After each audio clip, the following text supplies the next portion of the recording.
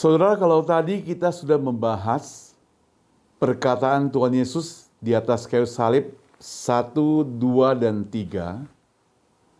Yang pertama dikatakan, "Ya Bapa, ampunilah mereka sebab mereka tidak tahu apa yang mereka perbuat."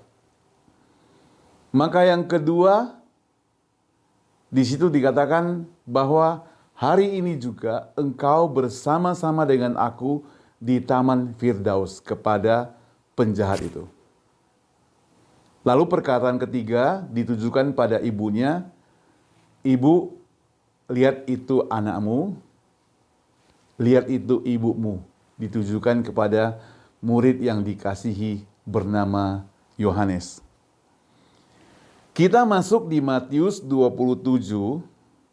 Saya akan bacakan buat kita di ayat 45 dan 46. Referensinya dari Lukas 23, 44, 49. Ini perkataan Tuhan Yesus yang keempat.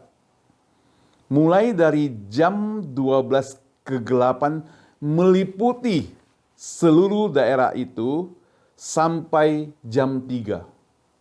Kira-kira jam 3 berserulah Yesus dengan suara nyaring, "Eli, Eli, lama sabachthani."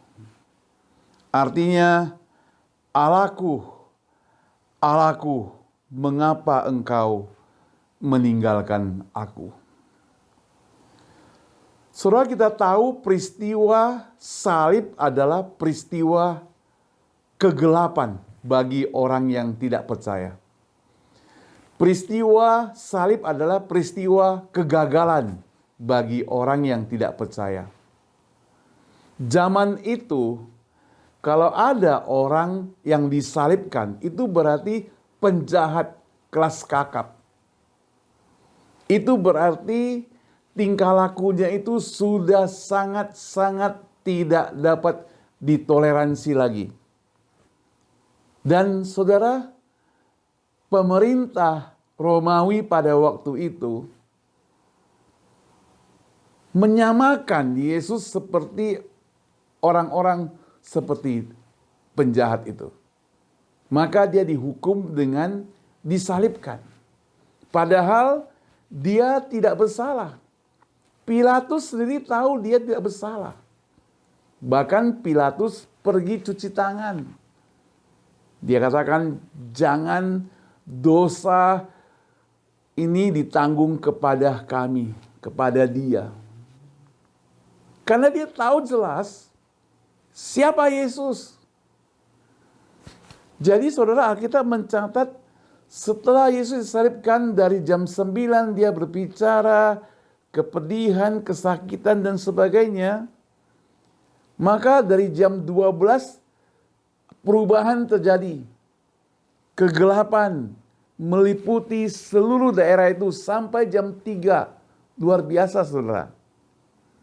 Dan jam 3 menurut catatan Matius dikatakan Yesus menjerit, berteriak, "Eli, Eli, lama sabachthani." "Allahku, Allahku, mengapa engkau meninggalkan aku?" Disinilah terletak keterpisahan dari Allah terhadap anaknya yang dikasihi. Karena anaknya yang dikasihi itu harus menanggung dosa umat manusia. Dosa umat manusia akan membuat putus hubungan antara manusia dengan Allah. Itulah hukuman yang ditanggung oleh Yesus. Nah, saudara sekalian, itu sebabnya Yesus berteriak, "Allahku, Allahku, mengapa engkau meninggalkan aku?" So, peristiwa ditinggalkan oleh Allah ini merupakan satu peristiwa yang sangat fatal. Karena hidup manusia, hidup kita tidak boleh tanpa Allah. Karena hidup kita, hidup manusia, Allah pemegang kendali. Kalau putus hubungannya tentunya di luar kendalian.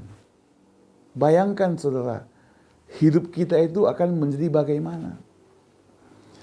Kehidupan manusia di dunia itu seperti Yesus alami di atas kayu salib kalau manusia itu tidak mau kembali. Dunia menawarkan tawaran yang sangat menggiurkan. Bagaimana tanpa bekerja bisa dapat banyak uang? Bagaimana selalu sukacita dan bersenang-senang? Bagaimana menikmati foya-foya, mabuk-mabukan, dan sebagainya. Tetapi semuanya itu merupakan ancaman. Karena semua itu berasal dari iblis. Iblis selalu menawarkan hal-hal yang menggiurkan. Iblis selalu menawarkan hal-hal yang mengenakan.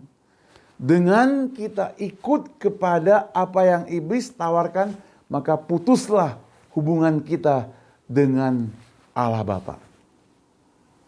Dengan putusnya hubungan kita dengan Allah Bapa, itu membuat kita tidak mau taat kepada Tuhan, tidak mau setia kepada Dia. Padahal kita tahu jelas bahwa apa yang diajarkan oleh Tuhan itu sungguh-sungguh baik, sungguh-sungguh bermanfaat bagi kita semuanya.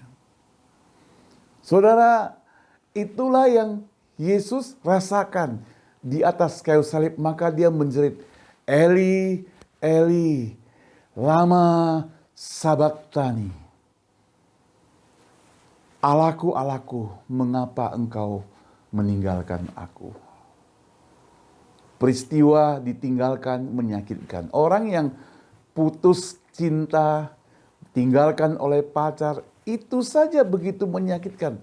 Ini Allah Bapa kita yang mengasihi kita sepenuhnya. Tinggalkan Yesus. Rasakanlah begitu sulitnya. Begitu menderitanya. Saya tidak tahu kondisi kita bagaimana. Apakah hidup kita tenang-tenang saja di dunia ini dan kita merasa sudah aman? Apakah dengan tenang-tenang saja di dunia ini, mau apa kita dapatkan, uang kita cukup banyak, tidak pernah merasa kemiskinan, kita sudah merasa aman? Coba kita evaluasi hidup kita.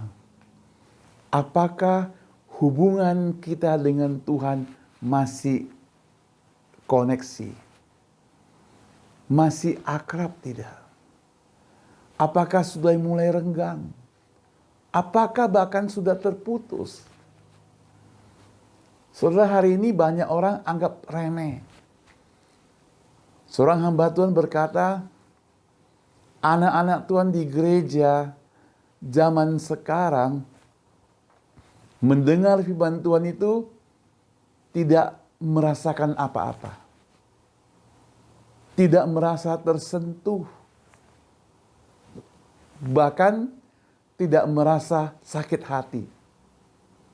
Kadang saya pikir, kalau kita dengarkan firman Tuhan, rasa sakit hati itu negatif. Secara pikiran negatif ya. Tapi saya ubah secara positif. Firman Tuhan disampaikan, orang-orang yang dengarkan sakit hati, itu berarti firman Tuhan itu hidup, saudara. Firman Tuhan itu menegur. Cuma masalahnya, orang yang ditegur itu tidak mau mendengar. Orang yang mendengar itu tidak mau respon, bertobat. Maka dia balas dengan sakit hati. Tidak banyak orang yang boleh ditegur. Apalagi para pemimpin, leader, merasa sudah hebat, tidak mau ditegur. Puluhan tahun lalu saya menulis sebuah buku, Pendetaku Seperti Superman.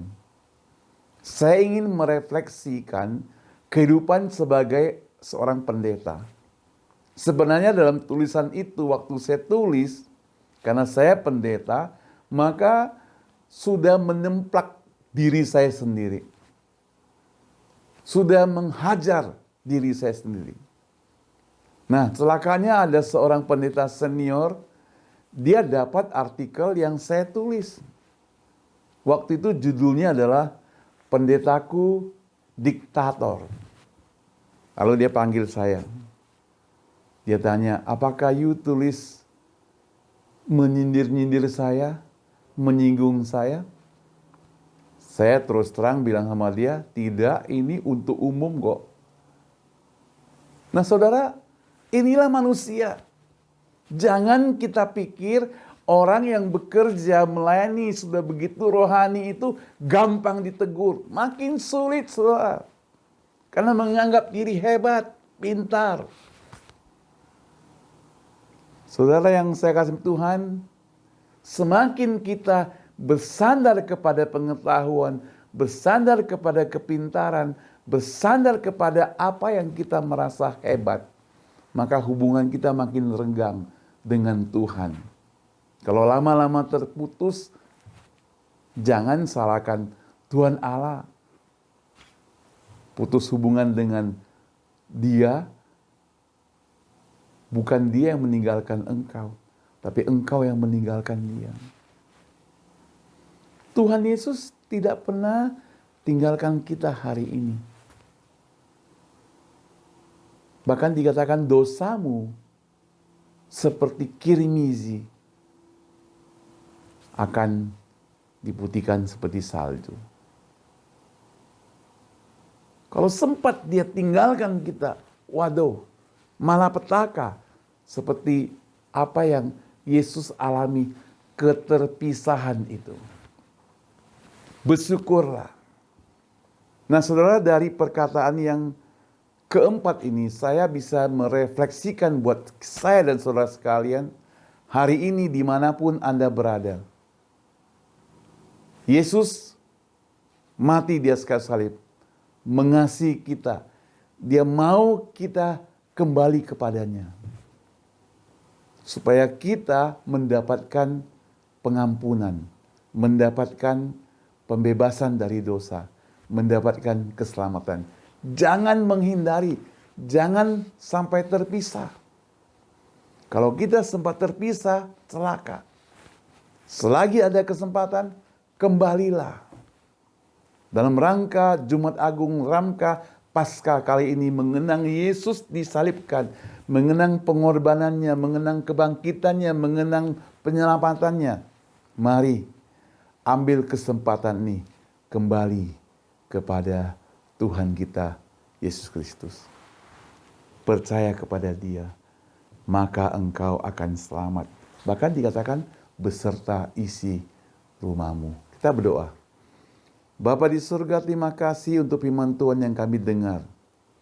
Perkataan-Mu yang keempat sungguh menyentuh kami.